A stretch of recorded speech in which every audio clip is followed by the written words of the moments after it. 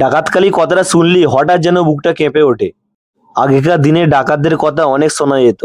তারা নাকি ডাকাতি করতে যাওয়ার আগে কালী মাকে পূজা করে তারপর বের। তেমনই এক মন্দির আছে পশ্চিমবঙ্গে হুগলি জেলার সিঙ্গুরে। কালের পর কাল ধরে আজও সবার কাছে বন্দিত।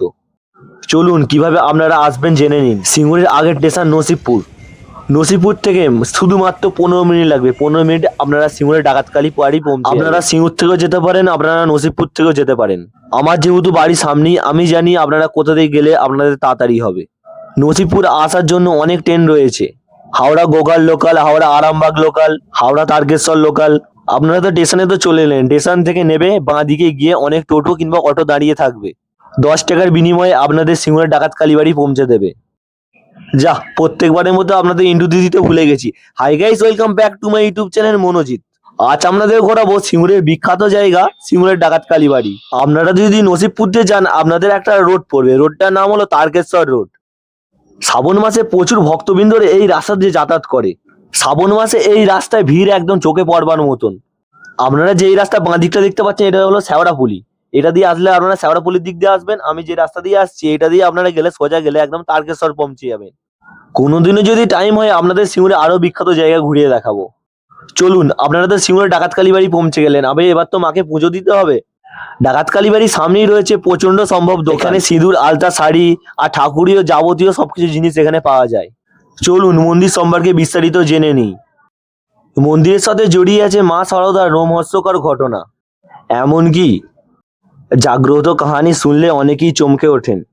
হুগলি জেলার বৈদ্যবাটি তারকেশ্বর রোডের পাশেই পুরুষোত্তমপুর এলাকায় অবস্থিত এই সিঙ্গুরের জাগ্রত কালী মায়ের মন্দির। কবে থেকে শুরু হয়েছিল পুজো নির্দিষ্ট করে বলা না গেলেও অনুমান এই পুজোর বয়স 500 থেকে 550 বছরেরও পুরনো। সিঙ্গুরের ডাকাতকালী ঘিরে রয়েছে নানা ইতিহাস। এই মন্দির কবে প্রতিষ্ঠিত হয়েছে সঠিকভাবে জানা।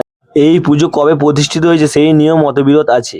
এই মন্দির রঘু ডাকাত না গগন ডাকাত নির্মাণ করেছে, তাই নিয়ে মত পার্থক্যর শেষ নেই। তবে যারাই শুরু করুক না কেন, তারা যে ডাকাত ছিলেন সেই বিষয়ে কোনো সন্দেহ নেই। তাদের নাম অনুসারে নাম হয়েছে ডাকাতকালী। ডাকাতকালী মন্দিরটি উঁচু ভিত্তিবেদির ওপর প্রতিষ্ঠিত, দক্ষিণমুখী ও আটচালা। গর্ভগৃহের সামনে তিখিলার প্রবেশদ্বার যুক্ত অলিন্দ্র সামনে রোয়াক।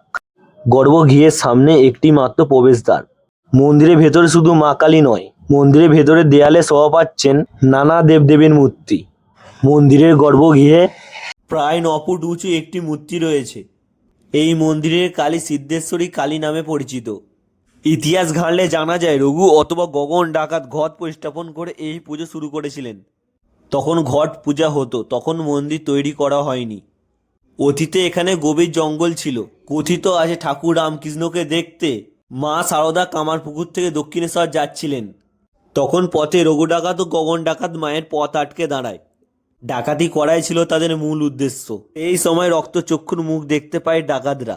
ভুল বুঝতে পেরে মা শারদার কাছে ক্ষমা চায় ডাকাতরা। এই অলৌকিক ঘটনায় ভয় পেয়ে রঘু ডাকাত ও গগন ডাকাত ভয় পেয়ে কালী মন্দির প্রতিষ্ঠা করেন। বর্তমানে মহারাজ মা কালী স্বপ্নাদেশ পাওয়ার পরে নির্মিত হয় প্রতিমা ও ডাকাতকালীর মূল মন্দিরের বিপরীত দিকে রয়েছে বিশাল আকৃতির নাগ মন্দির। নাগ মন্দিরের ভেতরে রয়েছে একটি বলিস্থান।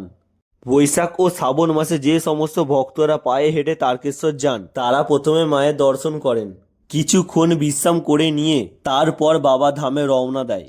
এই মন্দিরে সেই সমস্ত ভক্তদের জন্য রয়েছে বাঁক রাখার জায়গা ও পানীয় জলের ব্যবস্থা।